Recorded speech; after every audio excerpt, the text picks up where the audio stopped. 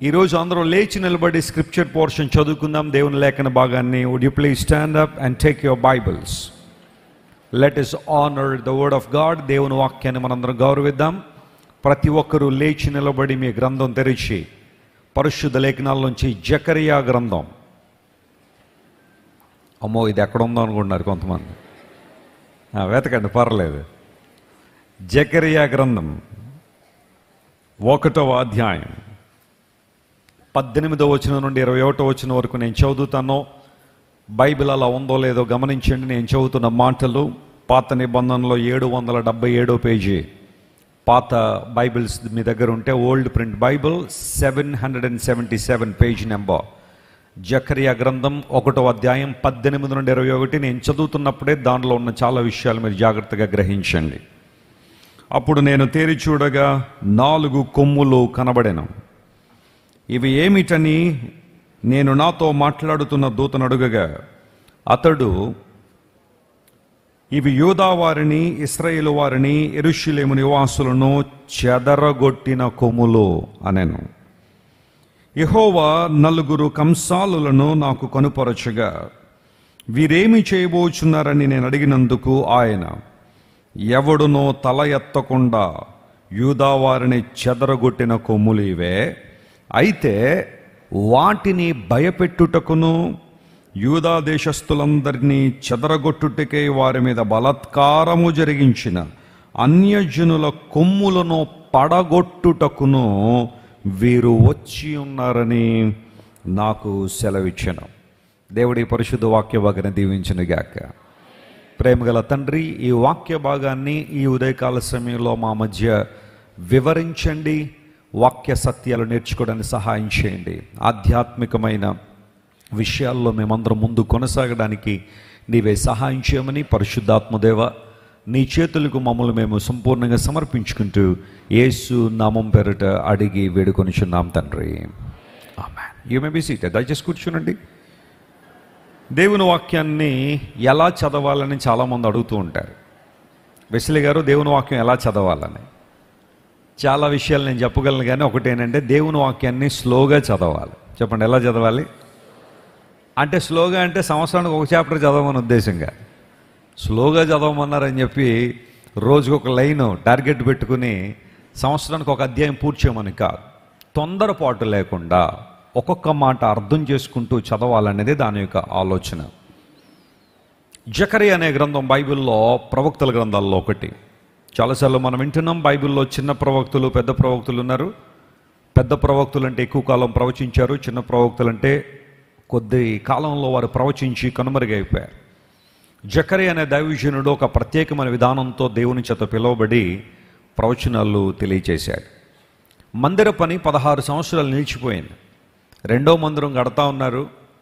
యెహోషువ మరియు జెరుబ్బాబెలు వారితో పాటు చాలామంది దేవుని బిడ్డలు చెర నుండి వచ్చిన తర్వాత, బబులోను చెర నుండి తిరిగి వచ్చిన తర్వాత దేవుని మందిరం కట్టే ప్రక్రియ ప్రారంభించారు. వైభవంగా పునాది వేశారు, కానీ పని అయితే జరగట్లేదు. ఎందుకోసోట ఆటంకాలు వచ్చాయి. దేవుని పని ఎప్పుడు ఎక్కడ జరిగినా ఆటంకాలు రావడం సహజమే. అయితే కొంతమంది ఆటంకాలు వచ్చాయని చెప్పి నిలిచిపోయిన వాళ్ళు కొంతమంది అయితే, ఆటంకాలను అధిగమించి ముందుకు వెళ్ళిన వారు కొంతమంది లేఖనాల్లో మనం చూస్తున్నాం. మందిర పని నిలిచిపోయినప్పుడు 16 సంవత్సరాలు పని ఆపేసి ఎవరి పనిలో వాళ్ళు ఉన్నారు, ఎవరి ఇల్లు వాళ్ళు కట్టుకుంటున్నారు, ఎవరి ఉద్దేశాలు వారికి ఉన్నాయి. అటువంటి పరిస్థితుల్లో దేవుడు హగ్గయి మరియు జకరియా అనే దైవజనులను ఏర్పాటు చేసుకుని వారి ద్వారా మందిర పని మరలా ప్రారంభించాలి. దేవుని పనికి ప్రాధాన్యత ఇవ్వాలి. దేవుని మందిర పని నిలిచిపోయి ఉండగా మీరందరూ సరంబి వేసిన గృహాల్లో ఉండడం వలన మీలో చాలామంది చాలా కష్టపడుతున్నారు, కానీ దాని ఫలాన్ని చూడలేకపోతున్నారు. దుప్పట్లు కప్పుకుంటున్నారు, కానీ చాలా ఆగట్లేదు. భోజనం చేస్తున్నారు, కానీ మీకు ఆకలి తీరడం లేదు. మీ సంపాదన అంతా కూడా చిల్లు సంచులో వేసినట్టు అయిపోతుంది. ఎందుకు అని ప్రశ్నిస్తున్నారు కదా. ఎందుకు అంటే దేవుణ్ణి మీరు నిర్లక్ష్య పెట్టారు కాబట్టి, ఆయన పనిని ప్రక్కన పెట్టేశారు కాబట్టి ఇలాంటి పరిస్థితులు మీ జీవితంలో ఉన్నాయి.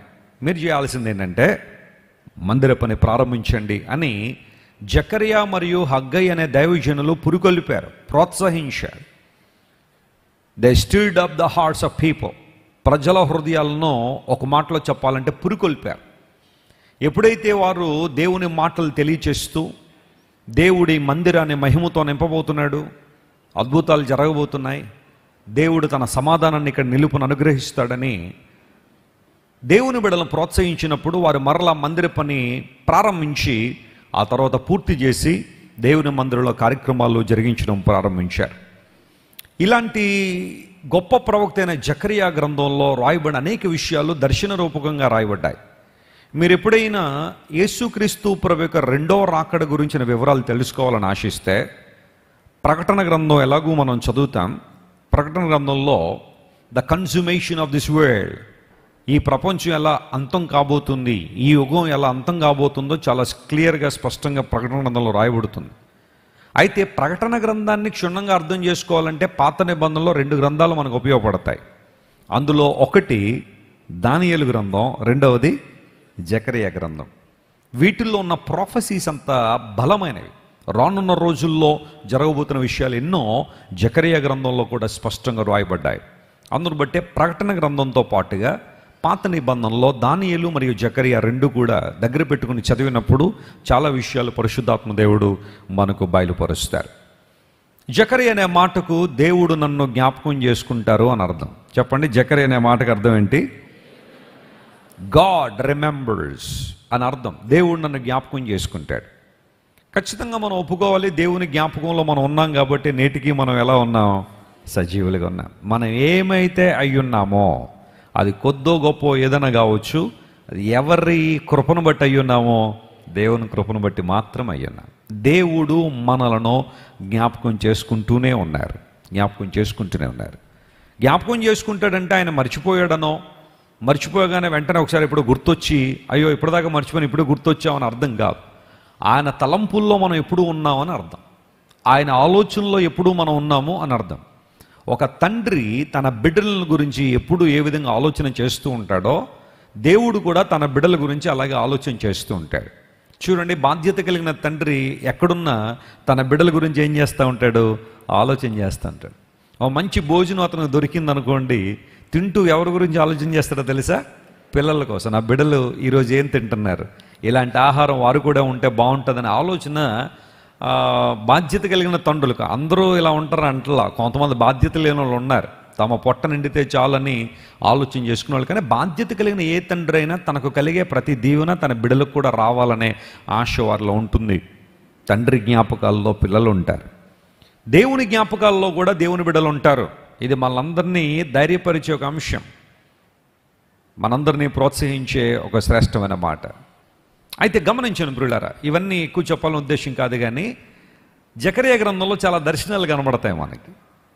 ఆ దర్శనాల యొక్క భావాలు మనం తెలుసుకోగలిగితే ఆధ్యాత్మిక జీవితంలో చాలా ధైర్యాన్ని మనం పొందుకుంటాం. మనం ఆరాధించే దేవుడు ఎలాంటి వాడు, ఆయన దగ్గరికి రావడం ద్వారా మనకు కలిగే ప్రయోజనాలు ఏంటో జకరియా గ్రంథాన్ని క్షుణ్ణంగా చదవడం ద్వారా మనకు తెలుస్తుంది.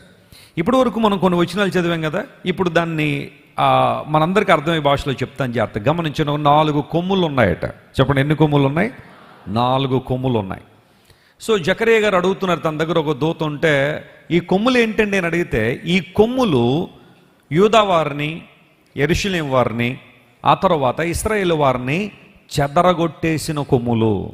అంత మాత్రమే కాకుండా వారు తల ఎత్తకుండా చేసిన కొమ్ములు. ఆ క్రింద వచనాలు ఉంది, వారు తల ఎత్తకుండా చేసిన ఈ కొమ్ములు చెదరగొట్టేశారట. 3వ మాట ఏమన్నాడంటే అన్యజనులు అనే మాట వాడాడు. ఈ కొమ్ములు ఎవరంటే అన్యజనులు. వీళ్ళు యూదా వారిని, ఇశ్రాయేలు వారిని, యెరూషలేము వారిని చెదరగొట్టేశారు. సో ఇది ఎలా ఉంటే, ఈ లోపల దైవజనుడు చూస్తూ ఉండగా 4 కంసాలులు అక్కడికి వచ్చారని బైబిల్లో రాయబడారు. కంసాలులు అంటే ఒక కులం గురించి ఇక్కడ రాయబడలా. తెలుగు బైబిల్లో సౌలభ్యం కోసం ఆ మాట వాడారు, కానీ వాస్తవానికి ఇంగ్లీష్లో క్రాఫ్ట్స్ మ్యాన్ అనే మాట ఉంది. పని చేసేవారు అని అర్థం, శిల్పులు అని అర్థం, మెటల్ మీద పనిచేసేవాళ్ళు అని అర్థం. ఇంకా చాలా అర్థాలు దానికి ఉన్నాయి. మరొక ట్రాన్స్లేషన్లో కార్పెంటర్స్ అనే మాట వాడాడు, చెక్కతో పనిచేసేవాళ్ళు అని అర్థం. ఏదేమైనప్పుడు ఒక మీనింగ్ ఏంటంటే, అక్కడ తెలుగు బైబిల్లో ఆ మాట వాడబడింది, కానీ ఇంగ్లీష్ బైబిల్లో క్రాఫ్ట్స్ మ్యాన్ అనే పదం ఉంది, పని చేసేవాళ్ళు అని అర్థం. వాళ్ళు ఎంతమంది ఉన్నారట? 4 ఉన్నారు. ఆ 4 వస్తూ ఉంటే దైవజనుడు అడిగాడు, మరి వీళ్ళెవరు, వీరి పని ఏంటి? 4 కొమ్ములేమో చెదరగొడుతున్నాయి, 4 కొమ్ములేమో తలెత్తకుండా చేస్తున్నాయి, నాలుగు కొమ్ములేమో అన్య సంప్రదాయాలను లేకపోతే మరొకటి ప్రజల మీద రుద్దుతున్నాయి. అవి ప్రక్కన పెడితే ఈ నలుగురు ఎవరు అని అడిగితే ఇప్పుడు అక్కడ ఇవ్వబడుతున్న ఆన్సర్ ఏంటి అంటే, ఏ కొమ్ములైతే దేవుని ప్రజలను చెదరగొట్టాయో ఇకపై వాటిని వీరు భయపెడతారు. స్తోత్రం చెప్పండి, హల్లెలూయా. అంటే ఈ నలుగురు ప్రత్యేకమైన గుంపుగా కనబడుతున్నారు. వీరట ఇంతవరకు భయపడిన వారిని ఇప్పుడు వాళ్ళు ఏం చేస్తున్నారంటే భయపెట్టే పరిస్థితికి వస్తూ ఉన్నారు. ఆ పరిస్థితుల్ని భయపెట్టే స్థానానికి వీరు వస్తూ ఉన్నారు. అంత మాత్రమే కాకుండా అక్కడ రాయబడిన మాట, తల ఎత్తకుండా చెదరగొట్టిన ఈ కొమ్ములను, బలత్కారం చేసిన అన్యజనుల కొమ్ములను వీరు పడగొట్టబోతున్నారు. స్తోత్రం చెప్పండి, హల్లెలూయా. 4 కొమ్ములు చెదరగొట్టేవిగా ఉంటే 4 వ్యక్తులు ఆ కొమ్ములను పడగొట్టడానికి నియమించబడ్డారు, ఆ కొమ్ములను భయపెట్టడానికి నియమించబడ్డారు అని అక్కడ రాయబడింది. ఇంతే, ఇంకేమీ లేదు దీనిలో. 4 కొమ్ములు, 4 వ్యక్తులు. ఆల్రైట్, ఇప్పుడు దీనిలో రాయబడిన ఆధ్యాత్మిక సత్యాలు జాగ్రత్తగా గమనిద్దాం. గమనించండి ప్రియులారా, ఈ 4 కొమ్ములు ఎవరు అని ఆలోచన చేస్తే బైబిల్ పండితులు ఈ విషయం మీద చాలా అద్భుతమైన విశ్లేషణ చేశారు. ప్రపంచంలో దేవుని బిడ్డలను చెదరగొట్టాలని, దేవుని బిడ్డలను బానిసలుగా చేసుకోవాలని, దేవుని బిడ్డల స్వాతంత్రాన్ని చెడగొట్టాలని చాలామంది ప్రయత్నాలు చేశారు.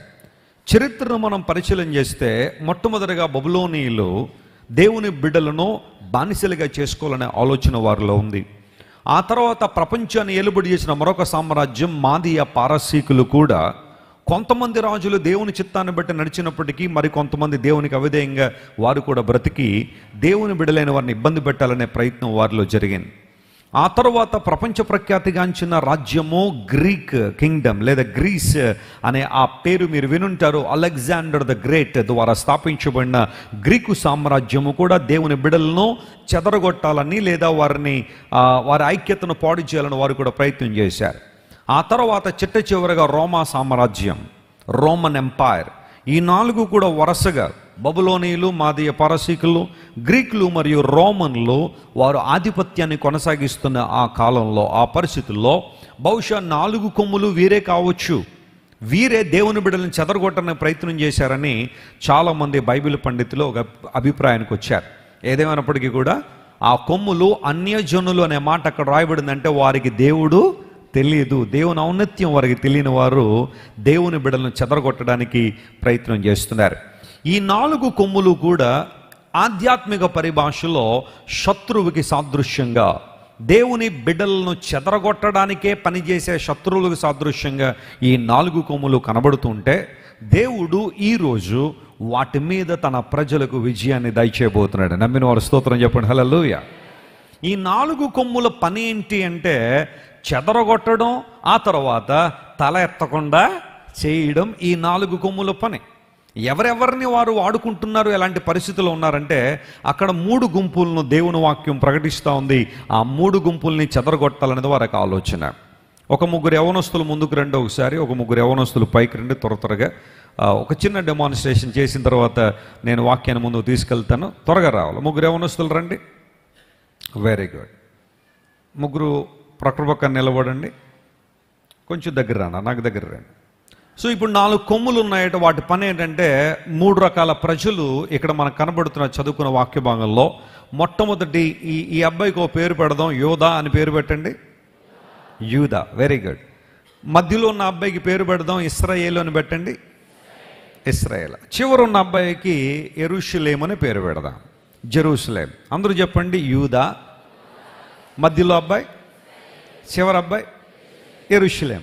ఇప్పుడు ఈ 4 కొమ్ములు ఉన్నాయి కదా, ఈ 4 కొమ్ముల పని ఏంటంటే ఈ 3 ఏం చేయాలంట, చెదరగొట్టేసేయాలి. ఒకసారి మేము 3 తల దించుకుని నిలబడి. 3 నవ్వకూడదు మీరు, తల దించుకుని నిలబడి. Very good. ఈ 3 తల దించుకున్నారు కదా, వీరు తల ఎత్తకుండా చేయాలనేదే 4 కొమ్ముల యొక్క ఆలోచన.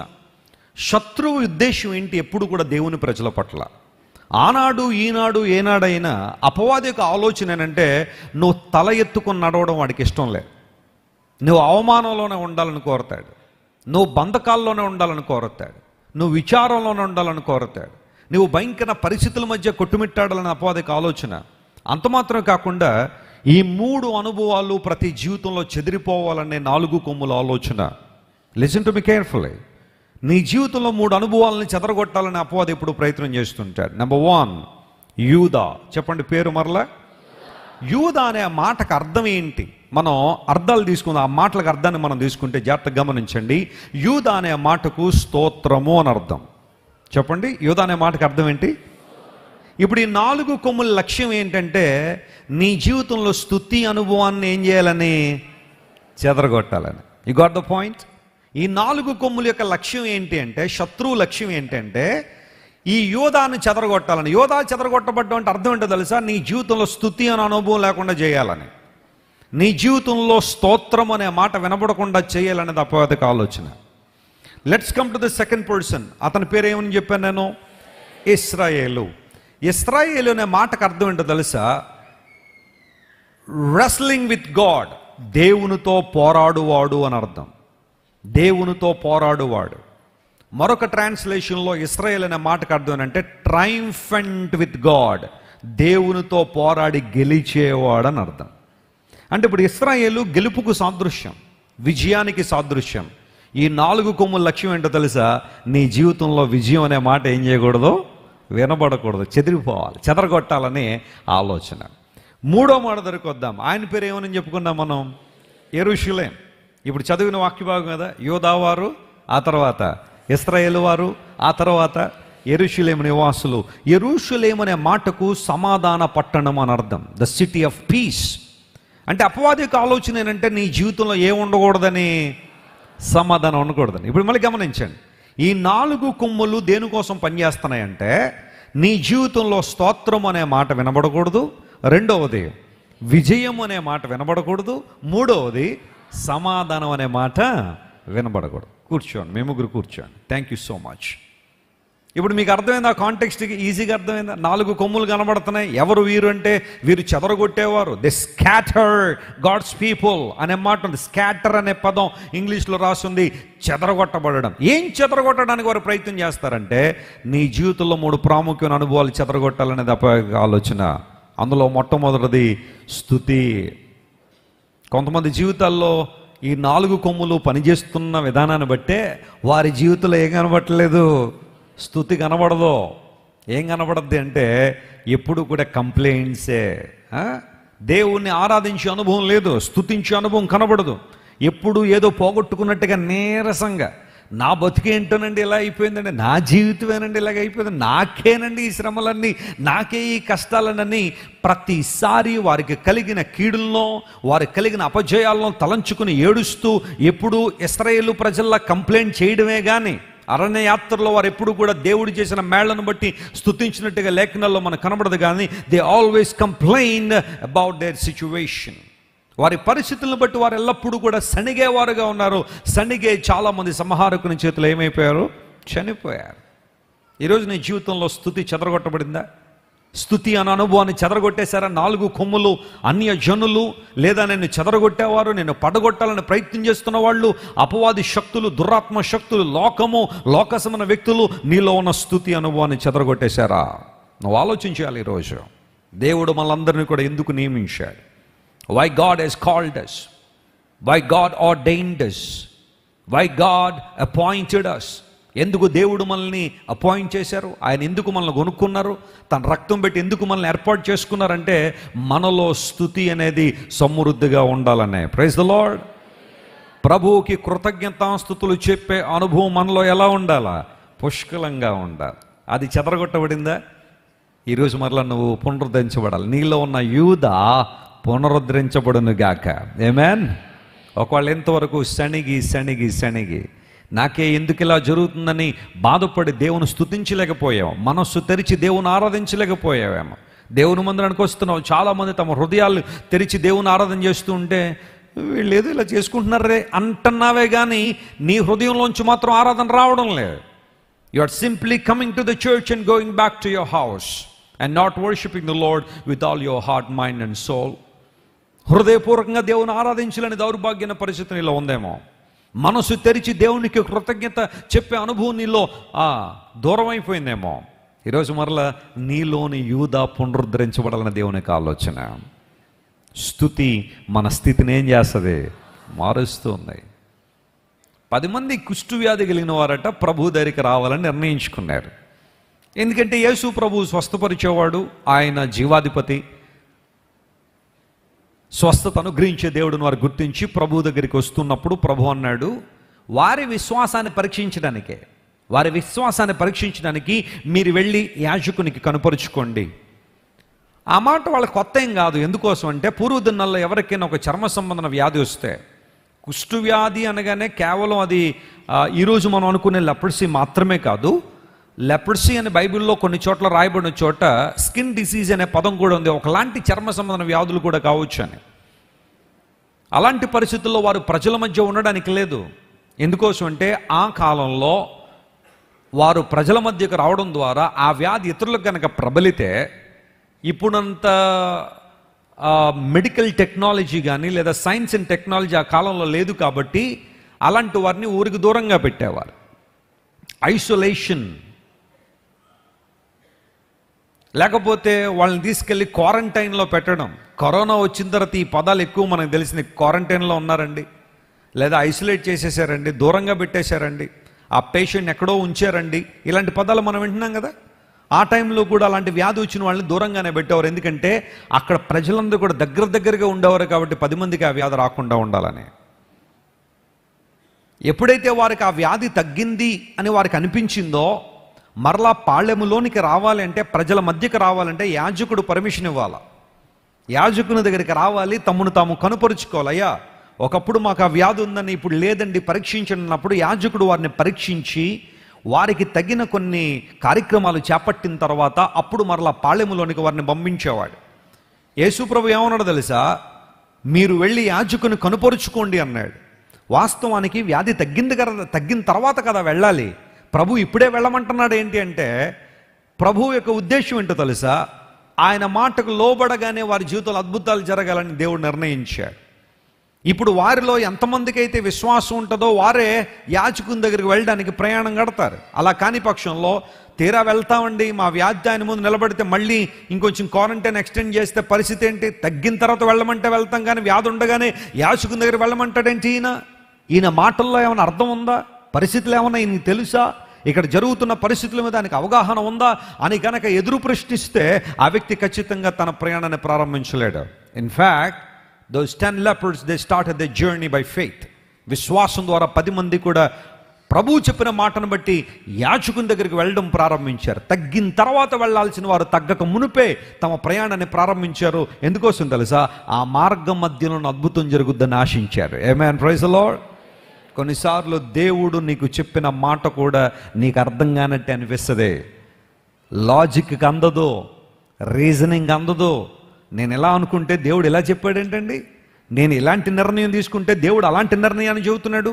నేను ఈ అబ్బాయిని చేసుకుందాం అనుకుంటే దేవుడు మరొకరినెవరినో అంటాడేంటి? లేదా మేము ఈ అమ్మాయిని అనుకుంటా ఉంటే దేవుడు మరొకరినెవరినో చూపిస్తున్నాడేంటి?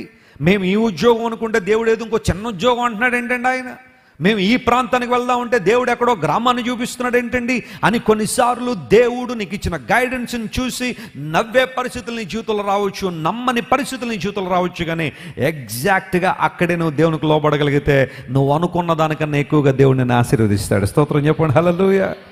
God will bless you more than your expectation because you are obeying to the voice of Almighty God. సర్వాన్ని సృష్టించిన దేవుని మాటకు నువ్వు లోబడుతున్నావు కాబట్టే ప్రభువు నేనేం చేయగలడు? ఆయన ఆశీర్వదించగలడు. 10 మంది వెళ్ళారు. వెళ్తుండగానే వారికి ఏమైందట? 10 మందికి కుష్టు వ్యాధి నుండి విడుదల పొందారు. అయితే ఇక్కడ దాకా అంతా బాగానే ఉంది, ఎవ్రీథింగ్ వాజ్ గుడ్. కానీ ఇక్కడ ఇప్పుడు అసలైన వాడు ఎవడో బయటకు వచ్చేసాడు. దానిలో 10 మందిలో ఎంతమంది తిరిగి వచ్చారట? ఒక్కడే. 10% కదా. 10 మందిలో ఒకడంటే ఎంత పర్సంటేజు? 10%. మిగతా 90% మంది ఏమైపోయారు? దారి తొలగి వెళ్ళిపోయారు.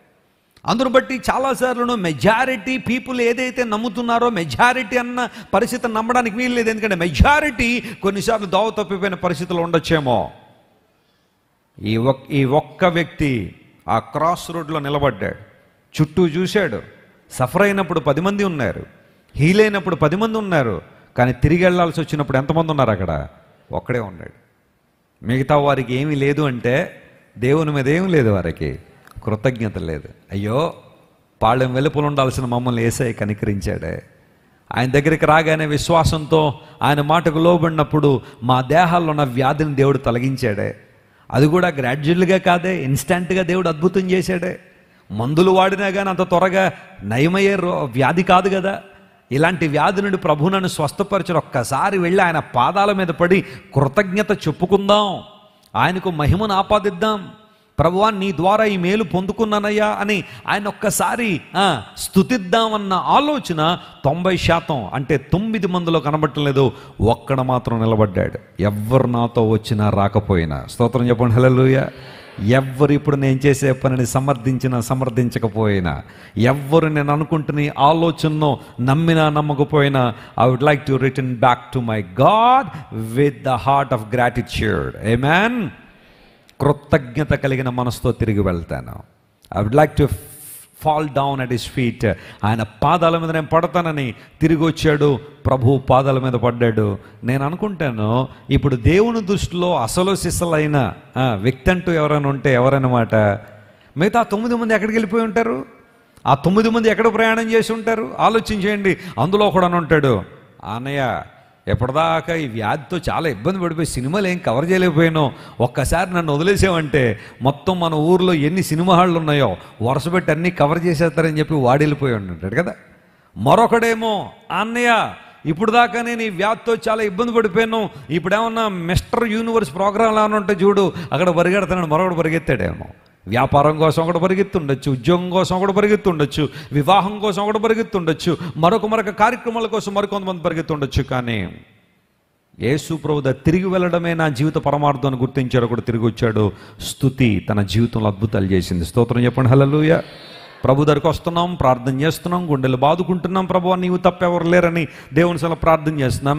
కానీ అద్భుతం జరిగిన తర్వాత నీ పరిస్థితి ఏంటి? ఆశ్చర్య కార్యం జరిగిన తర్వాత నీ సమర్పణ ఏంటి? ప్రభువు కొరకు నువ్వు తీసుకున్న తీర్మానాల సంగతి ఏంటి? ప్రభువా, ఈ కష్టంలో నేను నన్ను కాపాడితే, ఈ కష్టంలో నన్ను విడుదల చేస్తే నేను నీ కోసం ఇలా బ్రతుకుతాను, లేదా నేను నీ కోసం సమర్పించుకుంటాను, నీ సేవ చేస్తాను, ప్రభువా నీ కొరకు వాడబడతానని ఎన్నో తీర్మానాలు చేసుకుని నీవు రోజులు గడిచే కొలది ఆ తీర్మానాలు గుర్తున్నాయా? వాటిని మనసులో ఉంచుకున్నావా, లేదా మర్చిపోయి తిరుగుతున్నావా లోకంలో? యోధా పునరుద్ధరించబడాలి. అపవాది యొక్క ఆలోచన ఎప్పుడూ కూడా ఏంటంటే, ఈ 4 కొమ్ములు చేసే పని ఏంటంటే నీలో ఉన్న యోధాన్ని ఏం చేయాలా? చెదరగొట్టేసేయాలి, స్కాటర్ చేసేయాలి. చెదరగొట్టనివ్వద్దు. Praise the Lord. స్తుతిద్దాం దేవుణ్ణి, మనస్ఫూర్తిగా ఆరాధిద్దాం. ప్రతికూల పరిస్థితుల్లో కూడా ప్రభువుని గణపరుద్దాం. రెండో అంశం దగ్గరికి రండి ప్రియులారా. ఆ రెండో గుంపు ఎవరని చెప్పుకున్నాము? ఇశ్రాయేలు. ఇశ్రాయేలు అనే మాటకు అర్థం ఏంటి?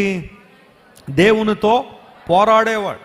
మన ఆదికాండం 32:28 చదివితే అక్కడ దేవుడు యాకోబు పేరు మార్చాడు. ఏమని చెప్పాడు ఆయన? యాకోబు, ఇకపై నువ్వు యాకోబు అనబడవు, నీ పేరు ఏం చేస్తున్నాను నేను? ఇశ్రాయేలుగా మారుస్తున్నాను. 32:28. దానిలో యాకోబు పేరు దేవుడు మార్చాడు. యాకోబు అనే మాటకు అర్థం ఏంటి? మడిమను పట్టుకునేవాడు అని అర్థం. అసలు ముందు మీనింగ్ అది. మడిమను పట్టుకున్నవాడని అర్థం, మోసగాడు అని అర్థం. ఇప్పుడు మోసగాడిని దేవుడు ఎలా మార్చాడు? ఇశ్రాయేలుగా మార్చాడు. ఇప్పుడు ఇశ్రాయేలు అనే మాటకు దేవునితో పోరాడి గెలిచినవాడు అని అర్థం. స్తోత్రం చెప్పండి హల్లెలూయా. ఆ రోజు యాకోబు గెలిచాడా లేదా? గెలిచాడు. ప్రభువా నీవు నన్ను ఆశీర్వదించు అన్నాడు. దేవుడు అన్నాడు, నిన్ను ఆశీర్వదిస్తాను కానీ నీ పేరేంటో చెప్పు అన్నాడు. ఆ పేరు ఎందుకు చెప్పమన్నాడు అంటే, ఒకసారి యాకోబు తన పేరు మార్చి చెప్పాడు. తండ్రి అడిగాడు, బాబు నువ్వు ఏశావేనా అన్నాడు. అవును నాయనా ఏశావునే అన్నాడు. మరి అదేంటి నాయనా, పరిస్థితి వేరుగా ఉంది, నువ్వేమో ఏశావుని అంటున్నావు, పరిస్థితి వేరుగా ఉందంటే, లేదు తండ్రి నేను ఏశావునే, నీ కొరకు సిద్ధపడి తీసుకొచ్చిన ఆహారాన్ని తిను, ఆశీర్వదించే అని చెప్పి యాకోబు ఆశీర్వాదాన్ని పొందుకున్నాడు. తండ్రిని మోసం చేశాడేమో కానీ పరమ తండ్రిని ఏం చేయలేదు, మోసం చేయలేడు. దేవుడు అన్నాడు, ఇప్పుడు నీ పేరు యాకోబా, నీ పేరు ఏశావా చెప్పు, ఇక్కడ తేలాలి కరెక్ట్గా అనగానే ముందు చెప్పలేదట. చెప్పకపోయేసరికి దేవుడు ఏం చేశారట, యాకోబు తొడ మీద ఒక్కడు కొట్టాడట. ఈరోజు చాలామంది తొడలు కొట్టేవాళ్ళు బయలుదేరారు. నీ తొడ నువ్వు కొట్టుకో, దేవుడు కొడతాడు ఒకసారి. ఆ కొట్టేసరికి యాకోబు ఆ తొడ గూడు ఏమైపోయిందంట, వసిలిపోయిందట. అందును బట్టి ఇప్పటికీ కూడా ఇశ్రాయేలు ప్రజలు వారు తినే ఆహారంలో ఆ తొడ తుంటి నరాన్ని తినరట వాళ్ళు. ఎందుకంటే మా ఫౌండర్ గారిని దేవుడు అక్కడ కొట్టేశాడు అని పాపం వాళ్ళ బాధ ఏంటో వాళ్ళకి తెలీదు. అందును బట్టి వారు మేక కానీ లేదా ఏదైనా జంతువులు తింటూ ఉంటే ఆ తొడ తుంటి నరాన్ని తినరు వాళ్ళు. ఒక్క దెబ్బ పడగానే చెప్పేశాడు, ప్రభువా ఇంకో దెబ్బకి అవకాశం ఇవ్వనాయన నీకు, నా పేరు యాకోబే. నువ్వు ఎన్ని దెబ్బలు తింటావమ్మా? ఇంకా ఒక్క దెబ్బకి తిరిగిపోయాడు యాకోబు దేవుని వైపు. నీకు ఎన్ని దెబ్బలు తగలాలి? ఇంకా రాట్లా నువ్వు ప్రభు దగ్గరికి.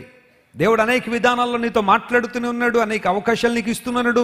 నువ్వు తిరగకపోతే అప్పుడప్పుడు చిన్న చిన్న దెబ్బ కొడతా, నువ్వు రాకపోతే ఇంకెప్పుడు వస్తావు ప్రభు దగ్గరికి? యాకోబు వచ్చాడు, వెంటన్నాడు, యాకోబు గెలిచింది నేనైనా, క్రెడిట్ మాత్రం నీకే ఇస్తున్నా. స్తోత్రం చెప్పండి, హల్లెలూయా.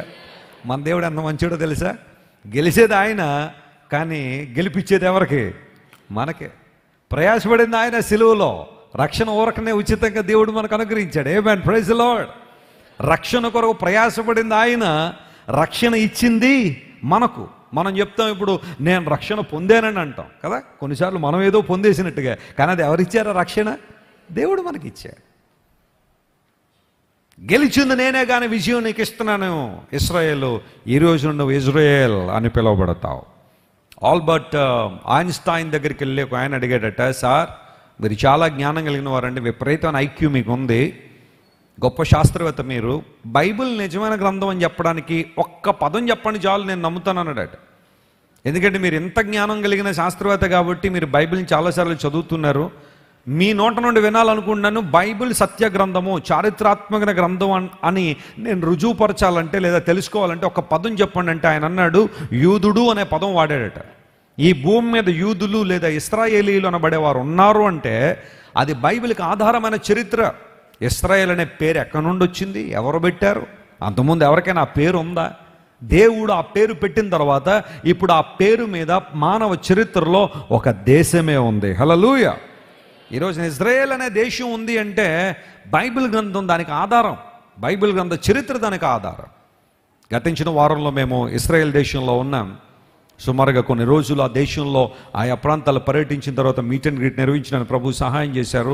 చాలామంది దేవుని ప్రజలు కూడా మాతో పాటు వచ్చారు. అడుగడుగున ఆ దేశం తిరుగుతూ ఉంటే ఎన్నో చారిత్రక ఆధారాలు అక్కడ కనబడుతూ ఉంటాయి. ఇశ్రాయేల్ అనే పదమే దేవుడు ఉన్నాడు అనడానికి, ఆయన తన ప్రజల పట్ల బాధ్యత కలిగిన వాడు అనడానికి, తన ప్రజలకు విజయాన్ని ఇస్తాడు అనడానికి గొప్ప ఉదాహరణగా కనబడతా ఉంది.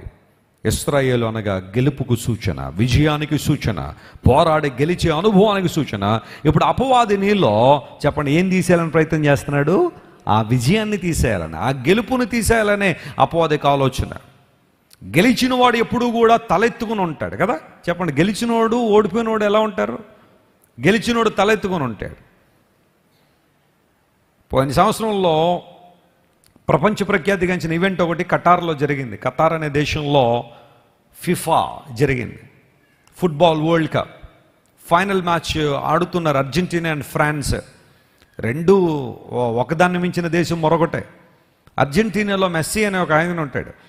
ఆయన మీద మొత్తం దృష్టి ఉంది అందరికీ.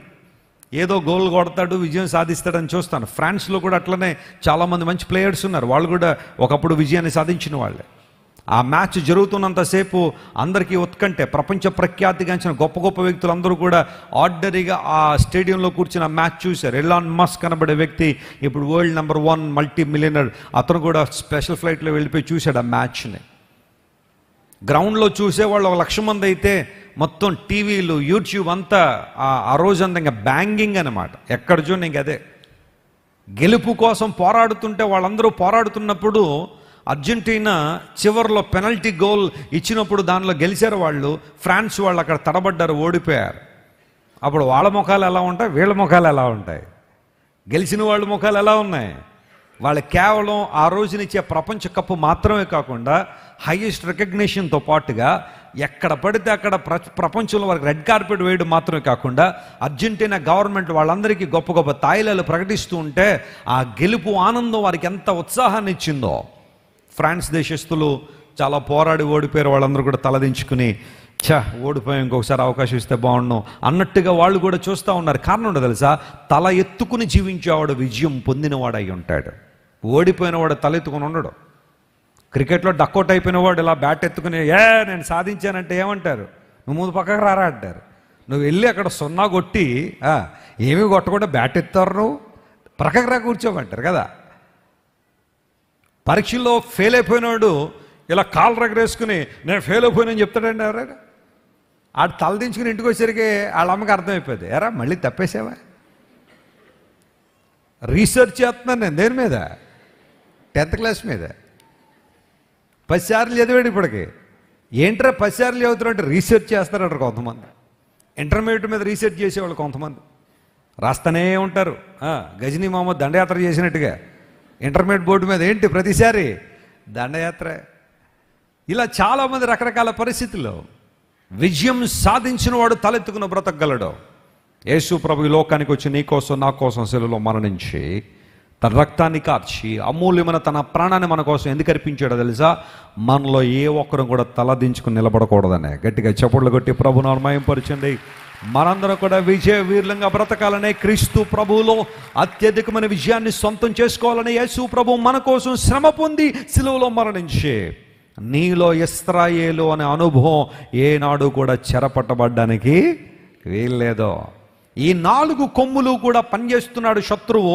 దేనికి అంటే నీలో ఉన్న ఇశ్రాయేలును చెడగొట్టాలని, నీలో ఉన్న గెలుపును చెడగొట్టాలని, నీలో ఉన్న విజయాన్ని చెడగొట్టాలని అపవాది ప్రయత్నం చేస్తున్నాడు. అందును బట్టి ఎప్పుడు కూడా నేను ఓటమిలోనే, ఎప్పుడు వైఫల్యములోనే, కుటుంబంలో ఓటమి, వ్యక్తిగత జీవితంలో ఓటమి, చదువుల్లో ఓటమి, ఉద్యోగంలో ఓటమి, ప్రతి చోట ఓడిపోయిన వ్యక్తిగా నన్ను చూడాలని అపవాది ప్రయత్నం చేస్తూ ఉంటే నిన్ను గెలిచేవాడిగా చూడాలని యేసయ్య ఎప్పుడు ఆశిస్తున్నాడు. ఆయన ఎవరి ఉద్దేశాన్ని నెరవేరుస్తావు, ఎవరి ఉద్దేశ ప్రకారం జీవిస్తావు ఆలోచన చేయి. యూదా చెరపట్టబడాలి లేదా చెడగొట్టబడాలి. రెండవది ఇశ్రాయేలు చెడగొట్టబడాలనేది ఈ 4 కొమ్ముల ఆలోచన. మూడోది ఏమని చెప్పుకున్నాం చెప్పండి, మర్చిపోయారు అప్పుడే? యెరూషలేం. వండర్ఫుల్. యెరూషలేం అనే మాటకు అర్థం ఏంటి? సమాధాన పట్టణము, the city of piece. Shalom అనేది హిబ్రూ పదం. షాలోమ్ అంటే సమాధానము. ఇశ్రాయేల్ దేశం వెళ్ళగానే ఎవరినైనా మీరు యూదుల్ని కలిస్తే హిబ్రూ భాషలో మీరు వారిని విష్ చేయాలంటే షాలోమ్ అలోక్యం అనాల. చెప్పండి, ఏమనాలి? చెప్పండి, పర్లేదు. షాలోమ్ అలోక్యం అంటే మీకు సమాధానం కలుగును గాక అని అర్థం. వాళ్ళు ఎంత ఆనందపడిపోతారో తెలియదు. అందును బట్టే మహమ్మదీ సోదరులు కూడా ఎవరైనా కనబడగానే సలాం అలైకుం అంటారు కదా వాళ్ళు కూడా. అది అరబీలో షాలోమ్ అలోక్యం అనే పదాన్ని అరబీలో సలాం అలైకుం అంటారు వాళ్ళు. మీకు సమాధానం కలుగును గాక అనే దాని అర్థం. యెరూషలేం అనే మాటకు సమాధాన పట్టణం అని అర్థం. ఇప్పుడు అపవాది యొక్క ఆలోచన ఏంటంటే నీలో ఉన్న సమాధానం ఏమైపోవాలా? చెదరగొట్టబడాలి. అందరూ బట్టే చక్కగా ఉన్న కుటుంబంలో గొడవలు రేపుతూ ఉంటాడు అపవాది. ఏదో చిన్న చిన్న విషయానికే, అంత సిగ్నిఫికెంట్ థింగ్స్ ఏం కాదు. ప్రతి చిన్నదానికి ఇంట్లో ఆర్గ్యుమెంట్లు స్టార్ట్ అయిపోతుంటాయి కొన్ని కుటుంబాల్లో. యవనస్తుల జీవితాల్లో అశాంతిని తీసుకొస్తున్నాడు ఈ రోజుల్లో. అందును బట్టి ఎక్కడ చూడండి ఆత్మహత్యలు చాలా ఈజీగా చేసేసుకుంటున్నారు. జీవితం విలువ తెలియక, శాంతి సమాధానం ఎక్కడుందో తెలియక, తమ జీవితానికి సమాధానం ఎక్కడ దొరుకుతుందో, పరిష్కారం ఎక్కడ దొరుకుతుందో తెలియక చిన్న చిన్న విషయాలు కూడా చాలామంది యవనస్తులు ఆత్మహత్యలు చేసుకొని చనిపోతున్నారు. నేను అడిగిన ఎస్కే యూనివర్సిటీలో ఒక PhD విద్యార్థి పరీక్ష ఫెయిల్ అయ్యాడని సూసైడ్ చేసుకున్నాడు. PhD చదువుతున్నాడంటే ఎంత కష్టపడి ఉంటాడండి ఆ స్థాయికి రావడానికి. ఏదో ఒక చిన్న పరీక్ష తప్పాడట, తను అనుకున్న మార్కులు రాలేదు. సరే నెక్స్ట్ టైం అటెంప్ట్ చేయొచ్చు కదా. అలా చేయాలనుకోలేదు, పరువు పోయింది. అందరూ ఏమనుకుంటారో, నా చుట్టూ ఉన్న స్నేహితులందరూ కూడా నన్ను ఏమనుకుంటారని సూసైడ్ చేసేసుకున్నాడు. ఈ వారంలో ఎందుకో న్యూస్లో చాలా ఎక్కువగా మాటలు వినబడుతూనే ఉన్నాయి. శాంతి లేదు, సమాధానం లేదు.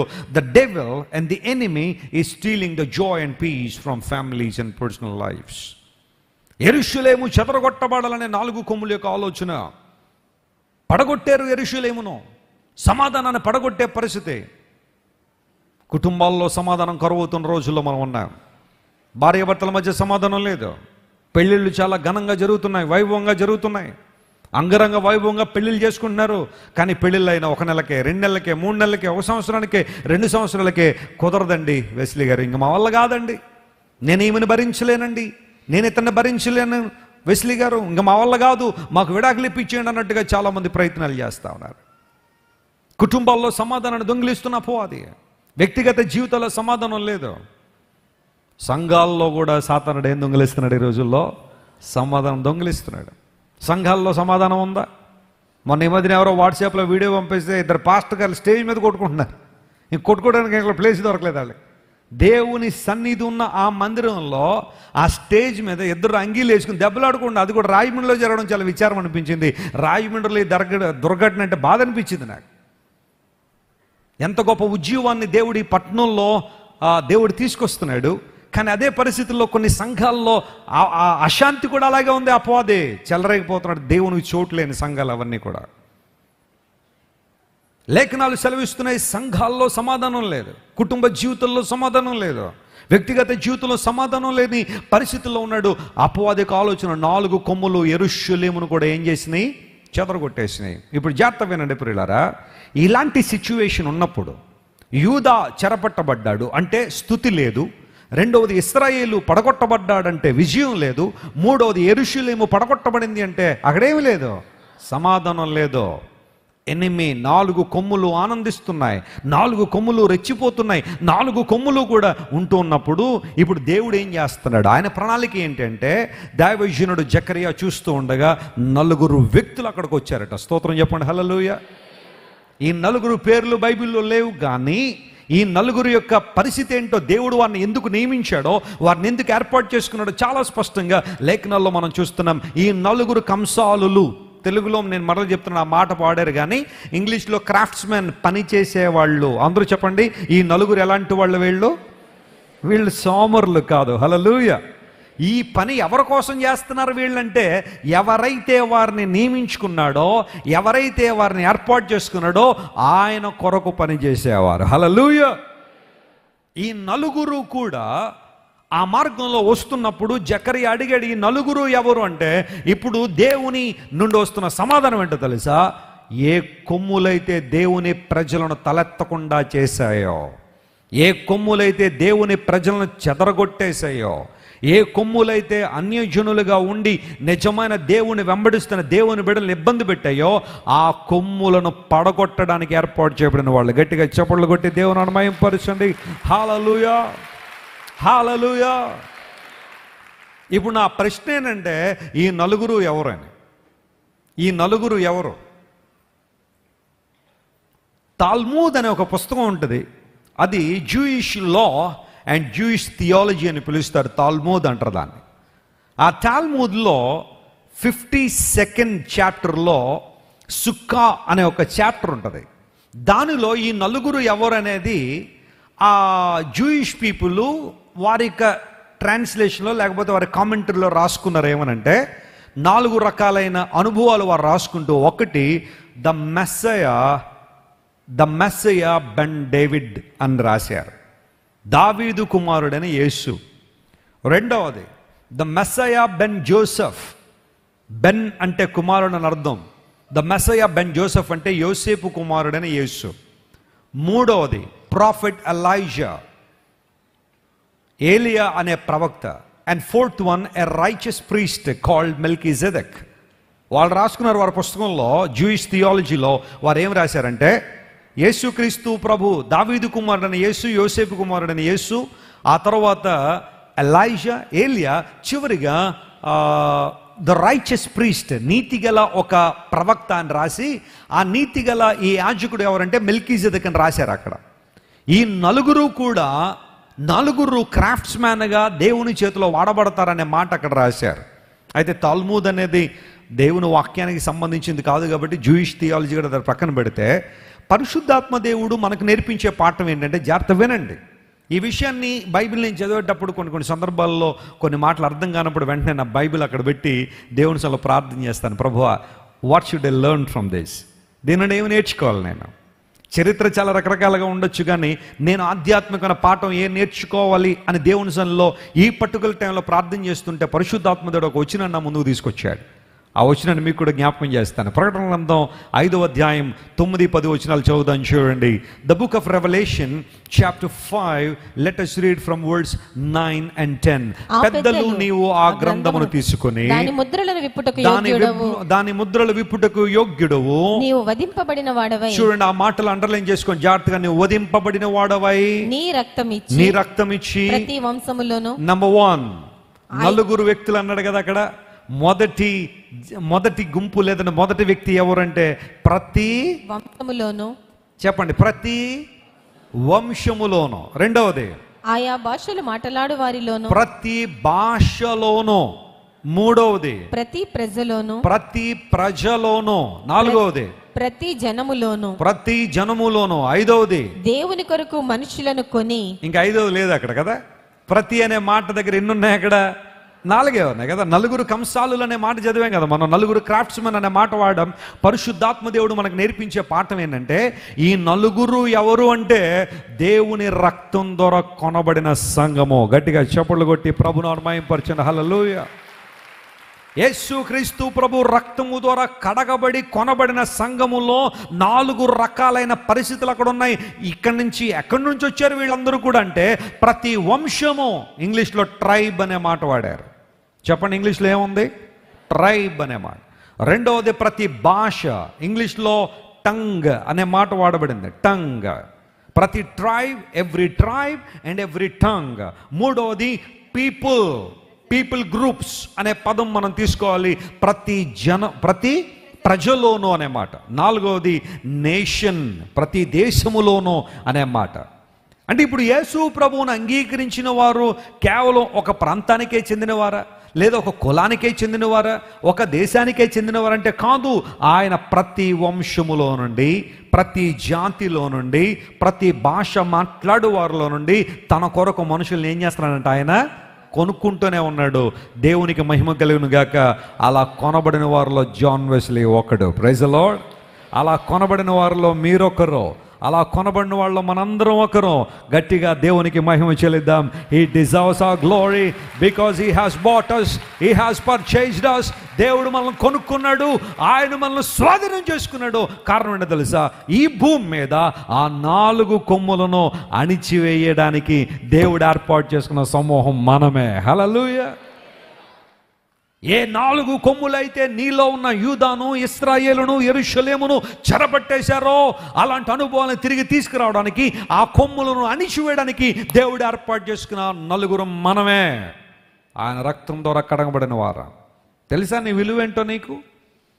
నీ గుర్తింపు ఏంటో నీకు తెలుసా? నీ ఔన్నత్యం ఏంటో నీకు తెలుసా? చాలాసార్లు ప్రభువులోనికి వచ్చిన తర్వాత కూడా నేను పనికి మాలదానండి, ఎందుకు పని చేయనండి, నేను ఎందుకు పనికిరానండి. అది కొంతమంది తగ్గింపు అనుకుంటారు, కొంతమంది అది తగ్గింపు కాదు. అది నీకు ఇంకా నీ విలువ తెలియట్లా, నీ విలువ నీకు అర్థం కావట్లా.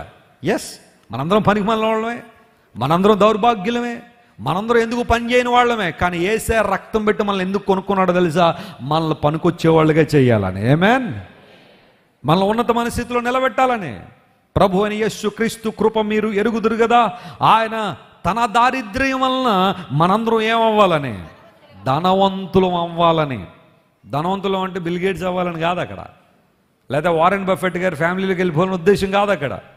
ఆ రిచ్నెస్ అనేది అన్ని విషయాల్లో కూడా ఆధ్యాత్మికంగా, మానసికంగా మనందరం ఐశ్వర్యవంతులుగా ఉండాలనే యేసు ప్రభు మన కోసం దారిద్రతను ఏం చేశారట? ఆయన కోరుకున్నాడు. నీ విలువ నీకు తెలుస్తుందా? నీ గుర్తింపు నీకు తెలుస్తుందా? ఎవరో వస్తారు, నీ బంధువులో, స్నేహితులో, కులమో, మతమో, కాలేజీలో వాళ్ళు, యూనివర్సిటీ వాళ్ళు, నువ్వు పనిచేసే స్థలంలో మీరు ఎలా అంటే మీరు అదంటండి, మీరు ఇదంటండి, మీరు తక్కువ అట్టండి, మీరు అమానుష్యం అంటండి, మీరు అంటరాని వారటండి, అన్టచబుల్స్ అంటండి అంటే బాధపడుతున్నావా? ఏడుస్తున్నావా? అందరూ నన్ను తక్కువ అండి అంటున్నారండి వెసిలి గారు, అందరూ నన్ను తక్కువదండి అంటున్నారు ఏంటండి అని బాధపడుతున్నావా? అన్టచబుల్ అంటున్నారా? వాళ్ళకి అన్టచబుల్ ఏమో, కానీ యేసయ్యకి మాత్రం నువ్వు ఎప్పుడు టచబుల్లే. హల్లెలూయా. ఆయన ఎప్పుడు నేను ప్రేమిస్తూనే ఉన్నాడు. ఆయన నీలాంటి వాళ్ళ కోసం ఆయన దిగొచ్చాడు ఈ లోకానికి, నిన్ను నన్ను లేవనెత్తాలనే, బలపరచాలనే. యేసు ప్రభు ఈ లోకంలో ఉన్నప్పుడు ఆయన స్నేహం చేసిందంతా ఎవరితో? అతి సామాన్యమైన వ్యక్తులతోనే. యేసు ప్రభు రాజులతోనో, హేరోదు కుటుంబస్తులతోనో ఎక్కువ స్నేహం చేసినట్టు ఎక్కడ మనకు కనబడదు, కానీ సామాన్యమైన వ్యక్తులతో యేసు ప్రభు స్నేహం చేశాడు. నిన్ను నన్ను ప్రేమించే దేవుడు ఆయన. ప్రతి వంశము, ప్రతి ప్రజ, ప్రతి దేశము, ప్రతి భాష. నేను అనుకుంటాను అప్పుడప్పుడు పరలోకాన్ని ఊహించుకుంటూ ఉంటాను కూర్చుని ఒక చోట, ఎలా ఉండబోతుందా పరలోకం అని. Imagine that crowd, multitudes of people coming from all backgrounds. అన్ని రకాలైన బ్యాక్గ్రౌండ్స్ నుండి ప్రజలు పరలోకంలో దేవుణ్ణి ఒకే కంఠంతో ఏక మనసుతో ఆరాధన చేస్తూ ఉంటే ఎంత అద్భుతంగా ఉంటుంది ఆ పరిస్థితి అంతా కూడా. నేను ఇస్రాయేల్ దేశంలో ఒక ఇంటర్నేషనల్ కాన్ఫరెన్స్కి వెళ్ళినప్పుడు 175 దేశాల నుండి డెలిగేట్స్ వచ్చారు అక్కడికి. 175 ఇండియా నుంచి నేను వెళ్ళినప్పుడు. ఆ పాస్టర్ గారు ఏమన్నారంటే, మంచి దేవుడు అనే పాట పాడతాం కదా మనం, ఆ పాట మొత్తం అన్ని భాషల్లో వాళ్ళు పాడండి అన్నాడు. నేను వెళ్ళి తెలుగులో పాడా, మంచి దేవుడు మంచి దేవుడు నాకు యేసు దేవుడు యేసు దేవుడు నాకని ఆ పాట పాడగానే నా ప్రక్కన ఒక ఆయన జపాన్లో పాడుతున్నాడు, ఆయన మరొక ఆయన ఎక్కాడు, ఆయన ఆఫ్రికాలో పాడుతున్నాడు, జాంబి వాంబోతే అన్నాడు ఆయన. అంటే మనకేదో ఆ పదం వేరు కనబడే చెప్పుకొని అది భాషలో దానికి ఏదో అర్థం ఉంటుంది. ఆయన ఆఫ్రికా నుంచి పాడుతున్నాడు, ఆయన కొరియా వాళ్ళు పాడొచ్చు, మరొకళ్ళు పాడొచ్చు, అలా అందరూ కూడా ఆల్మోస్ట్ ఎవ్రీ నేషన్లో ఆ పాట పాడుతూనే ఉంటారు. అందరూ వచ్చి రకరకాలుగా ఆ పాట పాడుతుంటే ఎంత ఆనందం అనిపించిందో. ఎక్కడైతే రకరకాల భాషల్లో పాడాం, కానీ పరలోకంలో ఒకే భాషలో. ఆమేన్. దేవుడు ప్రతి జనములోనండి, ప్రతి వంశములోనండి. నేను అంటాను, ప్రపంచంలో ఈ రోజున ఒక 150 మతాలు చలామణిలో ఉండొచ్చేమో కానీ ప్రతి మతంలోంచి నా యేసయ్యకు ప్రతినిధులు ఉన్నారు. గట్టిగా చప్పట్లు కొట్టి దేవుని మహిమపరచిన హల్లెలూయా. My God has his people in every community and every religion and every nation. ప్రతి దేశంలో, ప్రతి ప్రజలో, ప్రతి భాష మాట్లాడేవారిలో యేసయ్యను అంగీకరించిన వారు ఉన్నారు. కారణం ఉండదు తెలుసా, ఆయన తన రక్తం పెట్టి వారిని ఏం చేశాడు, కొనుక్కున్నాడు. ఈ క్రాఫ్ట్స్ మ్యాన్ ఎవరు, ఎక్కడి నుండి వచ్చారు, ఎవరు నియమించారు, ఎవరి ద్వారా వచ్చారంటే ఈ నలుగురు, అనగా 4 ప్రాముఖ్యమైన విభాగాల్లోంచి ఎన్నిక చేయబడిన వీరు ప్రభువు కొరకు. ఇప్పుడు నలుగురు 4 రాజ్యాలు అన్నారా లేదా ఒక రాజ్యమే అన్నాడా?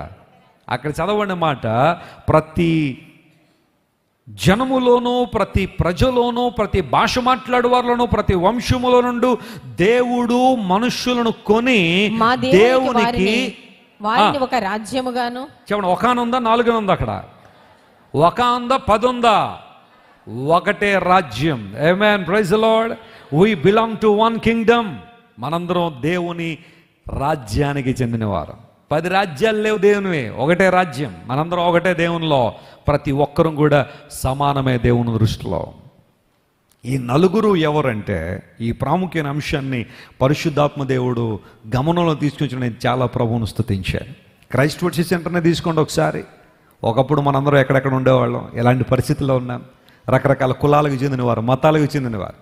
మొన్న ఒక సహోదరు అంటుంది, అయ్యా నేను మహమ్మదీయ మతానికి చెందిన దాన్నండి, కానీ ప్రభు మాటలు విన్న తర్వాత యేసు ప్రభులో సత్యం ఉందని గుర్తించి ఇప్పుడు యేసు ప్రభువును అంగీకరిస్తున్నా. నా భర్త మొదట కొంచెం అటు ఇటు ఉన్నాడు, కానీ ఇప్పుడు అతను కూడా దేవుని వాక్యాలు వినేసరికి, మీరు చెబుతున్న ప్రభు మాటలు వినేసరికి అతనిలో కూడా ప్రభు మీద విశ్వాసం కలిగింది. ఇప్పుడు మేమిద్దరం కూడా యేసు ప్రభువును అంగీకరించాం, మా బిడ్డలు కూడా ప్రభువుని ఆరాధన చేస్తారని ఆమె ఒక అద్భుతమైన సాక్ష్యం చెప్పిన నేను చాలా ప్రభువును స్తుతించాను.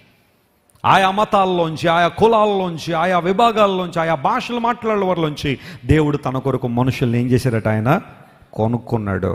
ఎప్పుడు మర్చిపోవద్దు, నువ్వు దేవుని చేత కొనబడిన వ్యక్తివని. ఆయన తన రక్తం పెట్టి నిన్ను కొనుక్కున్నాడని, తన కొరకు స్వాస్యముగా నీవు ఉన్నట్లుగా, వెలుగులో జీవించినట్లుగా, ఏర్పరచబడిన వంశముగా, దేవుని సొత్తైన ప్రజలుగా నువ్వు బ్రతకాలనే ఆలోచనతోనే యేసయ్య తన అమూల్యమైన రక్తాన్ని సిలువలో కార్చి నిన్ను నన్ను కొనుక్కున్నాడు. ఆయన నువ్వు ప్రభువు సంబంధించిన వాడు, నేను ప్రభువు సంబంధించిన వాడిను. ఎక్కడో మనందరం కూడా క్రీస్తు ప్రభువు సొత్తు, ఆయన స్వాస్యము మా కొరకు సిలువలో మరణించిన యేసయ్య నీ కొందనాలని ఎవరైతే విశ్వసించి ఆయన మీద విశ్వాసం ఉంచుతారో ఇప్పుడు దేవుడు ఆ నలుగురు అనే గుంపులో వారిని ఉంచాడు. Praise the Lord. ఇప్పుడు వీళ్ళు వస్తున్నారట. ఎందుకు వస్తున్నారు వీళ్ళు, ఏంటి వీళ్ళ మీద నా బాధ్యత అంటే ఆలోచన చేస్తే జాగ్రత్తగా గమనించిన, ఏ కొమ్ములు అయితే యూదాను, ఇశ్రాయేలును, యెరూషలేమును చెదరగొట్టేసాయో ఇప్పుడు ఆ కొమ్ములను మొట్టమొదటి మాట భయపెట్టడానికి. స్తోత్రం చెప్పండి హల్లెలూయా. ఈ నలుగురు భయపడేవాళ్ళు కాదు, ఆమేన్, భయపెట్టేవాళ్ళు. అలా అని చెప్పి రాత్రి మీ ఆయనగారు పడుకుంటే ఓ నల్ల చీరేసుకుని భయపెట్టమని, అది కాదు భయపెట్టడం అంటే. కొంతమంది భయపెడుతుంటారు, కొంతమందిని తలుపు చాటుని దాక్కుని భర్త ఇంట్లోకి రండి అని అరుస్తారు. అరవగానే ఉన్న గుండె కాస్తే ఆయనకి ఆగిపోయి వెంటనే బొల్లీల్లో జాయిన్ అయిపోలే పరిస్థితి వస్తుంది. ఆ భయపెట్టాలి కాదు. కొంతమంది రకరకాలుగా భయపెట్టేవాళ్ళు ఉంటారు. అయి కాదు. భయపడ్డం అంటే అర్థం ఏంటి? ఎంతవరకు నువ్వు భయపడ్డావు కానీ ఇకపై నువ్వు భయపడ్డం లేదు, అది అర్థం. స్తోత్రం చెప్పండి. హల్లెలూయా.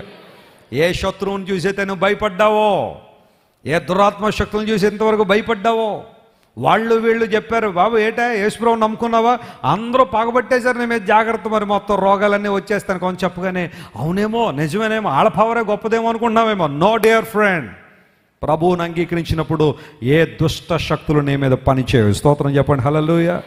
ఎందుకోసం తెలుసా? ఆ నలుగురు అనే గుంపులో నువ్వు ఉన్నావు. ప్రభు నేను కొనుక్కున్నాడు, తన కొరకు రాజ్యంగా చేసుకున్నాడు. నువ్వు భయపెట్టే స్థితిలో ఉన్నావు కానీ భయపడే స్థితిలో మాత్రం నువ్వు లేవు. నేను చాలా కొటేషన్స్ రాసుకుంటాను, నాకు చాలా ఇష్టమైన కొటేషన్స్. అందులో ఒకటి ఏంటో తెలుసా? జాన్ వెస్లీ లివ్ డేంజరస్లీ అని రాసుకున్నాను. చెప్పండి, జాన్ వెస్లీ లివ్ డేంజరస్లీ అని. అంటే అర్థం ఏంటి? దురాత్మ శక్తులకు ప్రమాదకరంగా బ్రతుకు. Amen. Praise the Lord. Hallelujah. మనం సాతాన్ని చూసి మనం భయపడ్డాం కదా, మనం చూసి ఎవడు భయపడాలా? సాతాను కూడా భయపడాలా. కొంతమంది దురాత్మ శక్తులను చూడగానే రెండమ్మ ప్రార్థన, మాకెందుకులేండి ఆ ప్రార్థనలు, మీరు చేసుకోండి, ఏమైనా మీద పడితే మీరు పండగని, మాకెందుకు భయం అనమాట చాలామందికి. చేయి ప్రార్థన చేయ బలంగా దేవునికి ఇచ్చిన అధికారాన్ని బట్టి. హల్లెలూయా. యేసు నామమే మనకున్న అధికారం. నువ్వు భయపడ్డానికి లేదు. పిటిషన్లకు భయపడుతున్నావా? ఎవడో వచ్చి అంటాడు రేపొద్దున, ఏంటమ్మా మీ ఇంట్లో బైబిల్ ఉంది, జాగ్రత్త, సంగతి తెలుస్తానంటే రేపొద్దాక ఎందుకు, ఇప్పుడే తేల్చవా? ఏం తేలుతావా? ఏం తెలుస్తావు నువ్వు? ప్రభువుని అంగీకరించడం వల్ల నీకు వచ్చిన నష్టం ఏంటి? దేశంలో దేవుని ప్రజలు ఉండడం వల్ల నీకు వచ్చిన బాధ ఏంటి? దేవుని వాక్యాన్ని చదివేవారు పెరిగితే సమాజంలో శాంతి పెరుగుతుంది, సమాధానం పెరుగుతుంది, న్యాయం పెరుగుతుంది. దేవుని ప్రజలు కష్టించి పనిచేయడం వల్ల దేశానికి ప్రయోజనం ఉంది. చాలామంది తెలియక క్రైస్తవ్యం పెరిగిపోవడం ఏదో నష్టం అనుకున్నారు చాలామంది. నువ్వెవరికి భయపడాల్సిన అవసరం లేదు. ఆత్మీయ తండ్రి గారు చెప్తుంటారు చాలా విషయాలు. వాక్యం చెప్తుంటే ఒక ఆయన కత్తి పట్టుకుని నిలబడ్డాడంట దూరంగా. కత్తి పట్టుకుని నువ్వు వాక్యం ముగించకపోతే పొడిసేస్తాను జాగ్రత్త అన్నాడు. నాన్నగారు ముగించలా, వాక్యం చెప్తాను గంట సేపు వాక్యం చెప్పగానే ప్రార్థన అంతా అయిపోయిన తర్వాత ముందుకు వచ్చి, అయ్యగారు నా కోసం ప్రార్థన చేయడం అన్నాడు. ఎవరు భయపడ్డారు ఇక్కడ? దేవుని సేవకుడు భయపడలా. అలాంటి అనుభవం మనలో ఉండాలి. నేను సేవలోకి వచ్చిన తొలి దినాల్లో అనేక ప్రాంతాల్లో సువార్త కోసం వెళ్తుండేవాడిని. అంటే ఇప్పుడు వెళ్ళలేదని కాదు, అప్పుడు జరిగిన సంఘటన చెప్తున్నా. అనేక ప్రాంతాలు ఇల్లు వదిలితే ఒక 40 రోజులు, ఒక 50 రోజులు కానీ ఇంటికి వచ్చేవాడిని కాదు. అప్పటికి ఇంకా పెళ్లి కాలేదు కాబట్టి ఇంక మా తల్లిదండ్రులు వెళ్ళైనా సువార్త ప్రకటించన్నట్టుగా పంపించారు. 50 రోజులు అలా వెళ్తే మొత్తం రాయలసీమ అంతా మీటింగ్లు పెట్టి అలా తిరిగి ఎప్పుడుకో వచ్చేవాడిని ఇంటికి. దేవుని సువార్త కోసం అనేక ప్రాంతాల్లో వెళ్తున్న రోజుల్లో ఒకసారి ఒక ప్రాంతంలో, తెలంగాణలో ప్రాంతంలో మీటింగ్స్కి వెళ్తుంటే ఫోన్ కాల్ వచ్చింది. అర్జెంటుగా నేను వెస్లీ గారితో మాట్లాడాలా అనగానే నిజంగా ఏదో అర్జెన్సీ అనుకుని నాకు లైన్ కలపగానే అట్నుండి ఒక ఆయన మాట్లాడుతున్నాడు, మీరు మా ప్రాంతం వస్తారని తెలిసింది యేసుప్రభు సువార్త చెప్పడానికి, వస్తే మీరు మళ్ళీ మీ ఇంటికి వెళ్ళరు అన్నాడు. నాకు అర్థమైపోయింది ఎవరో చేశారో. అంటే అఫ్కోర్స్ అతని పేరు కూడా చెప్పాడు అనుకోండి, అతని యొక్క సంస్థ పేరు కూడా చెప్పాడు. అవన్నీ ఇప్పుడు చెప్పాల్సిన అవసరం లేదు. నువ్వు గనక మా ప్రాంతం వస్తే మరలా నువ్వు ఇంటికి వెళ్ళవన్నాడు. అదేంటో ఆ రోజు దేవుడు చాలా గొప్ప ధైర్యం ఇచ్చాడు. నాకు వెంటనే ఫోన్లో చెప్పాను, ఇంటికి వెళ్ళరు అని మీరు అనకండి సార్, ఎందుకంటే నాకు 2 ఇళ్ళు ఉన్నాయన్నాను. 2 ఇళ్ళ ఏంటి అన్నాడు. ఒకటి రాజమండ్రిలో, రెండోది పరలోకంలో నా యేసే దగ్గర ఒక ఇల్లు ఉంది. ఎక్కడికైనా వెళ్తా, వెళ్ళేది మాత్రం ఖాయమే. నేను జీవంతో ఉంటే రాజమండ్రి వస్తా, కానీ పక్షంలో నేను ఆ ప్రభు దగ్గరికి వెళ్ళిపోతాను, అక్కడ ఒక ఇల్లు ఉంది నాకు అన్నా. ఎలాగే మాట్లాడతారు మీరు, మా గురించి తెలియదని రకరకాలుగా మాట్లాడాడు. ఏమాత్రం వెనకకు తగ్గల. వెళ్ళాం, మీటింగ్ జరిగించాం. 3 రోజులు దేవుని వాక్యం అయిన తర్వాత నేను వచ్చేసాను మామూలుగానే. మీటింగ్స్ అయిపోయిన తర్వాత నైట్ జర్నీ చేసుకుని మరలా వచ్చిన తర్వాత 2 రోజులుగా ఆ ప్రాంతంలో ఒక ఆయన రాజమండ్రి వచ్చాడు. మా ఇంటికి వచ్చాడు, వణుకుతా ఉన్నాడు ఆయన. ఏంటి సార్ మీకు ఏమన్నా వణికే జబ్బు ఏమన్నా ఉందన్నాను. లేదండి, కొన్ని విషయాలు మీతో మాట్లాడాలన్నాడు. మాట్లాడినంటే ఆయన చెప్పిన మాట ఏంటో తెలుసా? ఆఖరి రోజు ఆ మీటింగ్ను పాడు చేయాలని, మీటింగ్ను చెడగొట్టాలని మీరు మెసేజ్ స్టార్ట్ చేసిన తర్వాత ఏ ఒక్క మాట అయినా సరే, వాళ్ళని నొప్పించిన మాట కానీ, బాధించిన మాట కానీ, లేదా సూటిగా విమర్శించే మాట ఏదైనా మీ నోటి నుండి వస్తే వెంటనే మీటింగ్ అంతా కల్లోలం చేసేసి, గొడవ చేసి, గందరగోళం చేయాలని 20 మంది ఆ మీటింగ్కి వచ్చారండి. దేవుడు మీతో మాట్లాడుతున్న విధానాన్ని చూసి చాలామంది అలా వింటూ వింటూ చివరిలో మీలో ఎంతమంది అయితే ఈ రోజున యేసు ప్రభు మీ జీవితాన్ని ఇవ్వాలనుకుంటారో ముందుకు రండి అంటే 20 మందిలో 6 ముందుకు వచ్చారట. దేవుని నామమున స్తోత్రం కలుగునుగాక. పరిశుద్ధాత్మ దేవుడు వారితో మాట్లాడాడు. పరిశుద్ధాత్మ దేవుడు వారి హృదయాలు తెరవ చేసినప్పుడు 20 మంది మీటింగ్ పాడు చేయాలని వచ్చిన వారిలో 6 మీటింగ్లో ముందుకొచ్చి తమ జీవితాన్ని ప్రభువుకు అప్పగించారు. అరే, మనం తీసుకొచ్చిన వాళ్ళు కూడా అటు వెళ్ళిపోయారని చెప్పి మిగతా వాళ్ళు కూడా మెల్లగా తమ గృహాలకు వెళ్ళిపోయారండి. ఆ 6 ఇచ్చిన సాక్ష్యం ఏంటంటే, దైవజనుడు దేవుని వాక్యాన్ని అందిస్తుంటే మాకు ఎవరు స్టేజ్ మీద కనబడటంలా, గొప్ప వెలుగు మాత్రమే కనబడుతున్నా, అక్కడ ఎవరు మనుషులు కనబడటంలా, కానీ ఆ స్వరం మా గుండెలోనికి తాకుతున్నప్పుడు మా జీవితాలు ఏంటో మాకు అర్థమయ్యాయి. నిజ దేవుని యొక్క శక్తి ఏంటో గుర్తించాం, సర్వశక్తుని యొక్క గొప్పతనం ఏంటో మాకు అర్థమైందని 6 సాక్ష్యం చెప్పారండి. అది పంచుకుందామని మీ దగ్గరికి వచ్చానండి అని చెప్పినప్పుడు నేను చాలా ప్రభువును స్తుతించాను. ఎందుకు ఈ మాట చెబుతున్నాను తెలుసా? ఎవరు భయపడుతున్నావు? ఎందుకు భయపడాలి? నువ్వు సత్యాన్ని అంగీకరించినందుకు, ప్రభువును గట్టిగా పట్టుకున్నందుకు నువ్వు ఎవరికి భయపడాల్సిన అవసరం లేదు. ఒకవేళ ఎంతవరకు భయపడ్డావేమో 4 కొమ్ములకే, లేఖనం సెలవిస్తూ ఉంది, ఈ 4 దేవుని చేత కొనబడిన వారు, కడగబడిన వారు ఇకపై ఆ కొమ్ముల్ని ఏం చేస్తారట? భయపెడతారు. స్తోత్రం చెప్పాడు. హల్లెలూయా. రెండవది ఏమన్నాడు? కేవలం భయపడడం మాత్రమే కాకుండా ఆ కొమ్ములను పడగొట్టుటకు. స్తోత్రం చెప్పండి. ఈ 4 ఆ 4 కొమ్ముల్ని ఏం చేస్తారట? పడగొడతారు.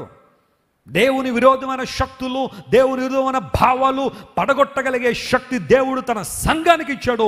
అందును బట్టే పేతురుతో దేవుడు అన్నాడు, పేతురు, ఈ బండ మీద నా సంఘాన్ని కడతాను, పాతాళలోక ద్వారములు దాని ఎదుట నెరవో.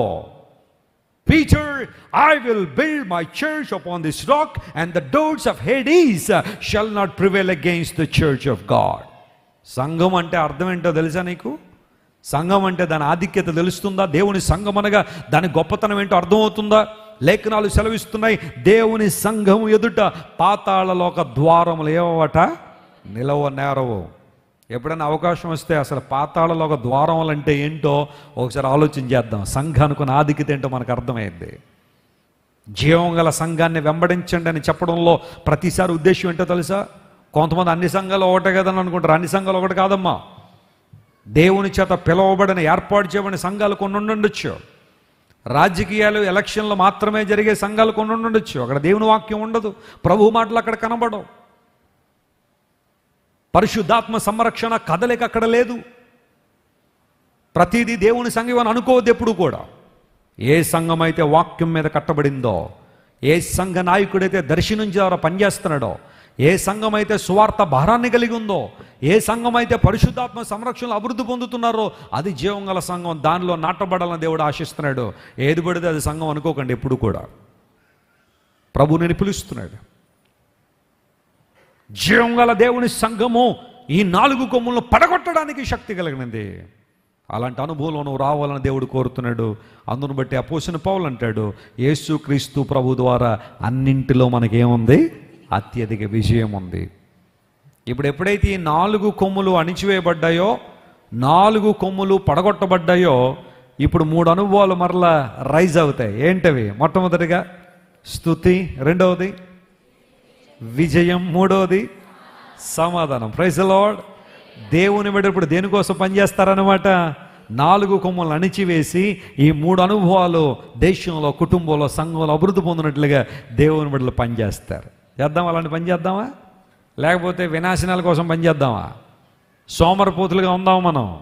ఈ 4 క్రాఫ్ట్స్ మ్యాన్, పని చేసేవాళ్ళు దేవుని కొరకు పనిచేశారు. సువార్త ప్రకటన మన ధ్యేయం, సువార్త ప్రకటన మన లక్ష్యం. యేసు క్రీస్తు ప్రభు సువార్తే మన నినాదం. దేవుని కొరకు వాడబడ్డమే దేవుడు మనకిచ్చిన పిలుపు.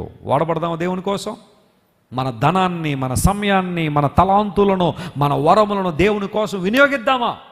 లేదా ఇంకా లోకంలో బ్రతుకుదామా? ఆలోచన చేద్దాం. ఈ జకరియా గ్రంథంలో 1వ అధ్యాయం 18 నుండి 21 మరలా ఇంటికి వెళ్ళిన తర్వాత 2-3 సార్లు చదవండి దాన్ని. దానిలో ఉన్న శ్రేష్టమైన అనుభవాలు ఇంకా దేవుడు మీకు బోధపరుస్తారు. మీ జీవితంలో అద్భుతాలు జరుగునుగాక. ప్రార్థన చేసుకుందాం. Everybody close your eyes. I would like to pray for you. ఆన్లైన్లో ఎంతమంది అయితే ఈ వాక్యాన్ని విన్నారో మీరు కూడా మీరున్న స్థలంలో ప్రార్థనలు ఏకీవించండి. అవును, దేవుడు మనతో మాట్లాడుతున్నాడు. ఒకవేళ ఇంతవరకు నీ జీవితంలో 4 కొమ్ములు ఆధిపత్యాన్ని కొనసాగిస్తున్నాయా? 4 కొమ్ములు, 4 హార్న్స్ నీ జీవితంలో ఆధిపత్యాన్ని కొనసాగించి నీలో ఉన్న యూదాను, నీలో ఉన్న ఇశ్రాయేలును, నీలో ఉన్న యెరూషలేమును చెదరగొట్టాయా, స్కాటర్ చేసేసాయా? దేవుడు ఈరోజు నీతో మాట్లాడుతున్నాడు. బలమైన కార్యాలు నీ జీవితంలో జరగాలని దేవుడు ఆశిస్తున్నాడు. అవునయ్యా, నువ్వు గొప్ప దేవుడు ప్రభువా, ఆశ్చర్యకరుడు అయ్యా. మా పట్ల నీకున్న ప్రణాళికను బట్టి నీకు స్తోత్రం అయ్యా. మమ్మల్ని కొనుక్కున్నావు. ప్రతి వంశములోనూ, ప్రతి ప్రజలోనూ, ప్రతి భాష మాట్లాడేవారిలోనూ, ప్రతి జనములోనూ దేవుడు తన కొరకు మనుషులను కొన్నాడు అని లేఖనం సెలవిచ్చింది. హల్లెలూయా. యేసయ్యా, మమ్మల్ని కొనుక్కున్న దేవానికి వందనాలయ్యా. రకరకాల మతాలకు, కులాలకు, ప్రాంతాలకు, జాతులకు చెందిన మమ్మల్ని అందరినీ ఒకే రాజ్యంగా మమ్మల్ని ఏర్పాటు చేసుకున్నావు. నీ కొరకు పని చేయడానికి పిలుచుకున్నావు. మా దర్శనం ఏంటో, మా బాధ్యత ఏంటో ఈరోజు మాతో మాట్లాడేందుకు నీకు స్తోత్రాలు. 4 కొమ్ములను పడగొట్టడానికి, ఇంతవరకు భయపెట్టిన కొమ్ములను తిరిగి భయపెట్టడానికే మమ్మల్ని ఏర్పాటు చేసుకున్నావు. సహోదరి, పరిస్థితులకు భయపడిపోతున్నావు ఇంతవరకు? నువ్వు ధైర్యంగా ఉండాలని దేవుడు ఆశిస్తున్నాడు. ఎంతవరకు సమస్యలకు భయపడుతున్నావా? అవిశ్వాసులని వరకు భయపడుతూ చేయగలిగిన పనులు కూడా దేవుని కోసం చేయలేకపోతున్నావా? ఏదో తెలియని ఒక అభద్రతా భావం, ఇన్సెక్యూరిటీ నీలో ఉందా? దేవుడు నీతోనే మాట్లాడుతున్న ఈ రోజున నిన్ను దేవుడు నియమించిన విధానం చాలా గొప్పది. నీవు ధైర్యంతో నిలబడాలని దేవుడు ఆశిస్తున్నాడు. 4 కొమ్ములు విజృంభిస్తూ భయంకర పరిస్థితిలో ఉన్న ఆ 4 కొమ్ములను పడగొట్టడానికి దేవుడు సంఘాన్ని ఎన్నుకున్నాడు. లోక సంబంధమైన జ్ఞానాన్ని సిగ్గుపరచడానికి దేవుడు వెర్రి వారిని ఎన్నుకున్నాడు. లోకంలో బలవంతులైన వారిని సిగ్గుపరచడానికి దేవుడు బలహీనులైన వారిని ఎన్నుకున్నాడు. లోకంలో విలువైన వాటిని సిగ్గుపరచడానికి విలువ లేని మనలను దేవుడు ఎన్నుకుని తన కొరకు ఒక రాజ్యముగా చేసుకున్నాడు.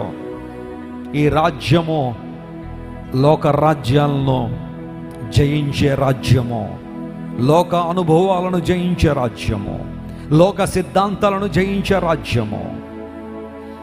యేసయ్య, నీ ప్రేమ ఎంత గొప్పది నాయన. ఆ నలుగురుగా మనం బ్రతుకుదామా? ఓ మంచి తీర్మానం చేసుకుందాం. ప్రేమగల తండ్రి, ఇంతవరకు నువ్వు మాతో మాట్లాడిన ప్రతి మాటను బట్టి నీకు స్తోత్రాలు చెల్లిస్తున్నామయ్యా. 4 కొమ్ములు యూదా వారిని, ఇశ్రాయేలు వారిని, యెరూషలేము వారిని చెదరగొట్టడానికి పనిచేస్తూ ఉండగా 4 నువ్వు ఏర్పాటు చేసుకున్నావు. 4 క్రాఫ్ట్స్మెన్ నువ్వు ఏర్పాటు చేసుకుని వారి ద్వారా నీ చిత్తము, నీ ప్రణాళిక, నీ ఔన్నత్యాన్ని ప్రకటించాలని నువ్వు ఇష్టపడ్డావయ్యా. నీకు వందనాలు.